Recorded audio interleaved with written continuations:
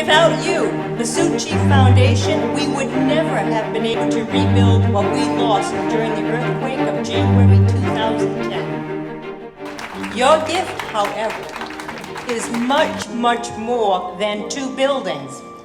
It is a gift of hope in a country where hope was sometimes difficult to find following the earthquake. Following the earthquake, many people and many groups came to Haiti to help. And many people made many promises and said they would come back. But as the months passed, many people did not return and many promises were broken. But to the Suchi volunteers today, I want to say to you, you came back and you did what you said you would do. You kept your promise.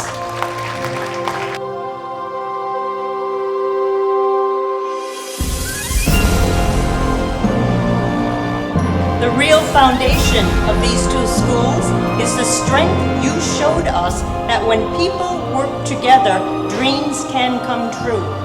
You, the students, must show compassion and caring for the world. And you must believe that nothing is impossible and that you can create a better world.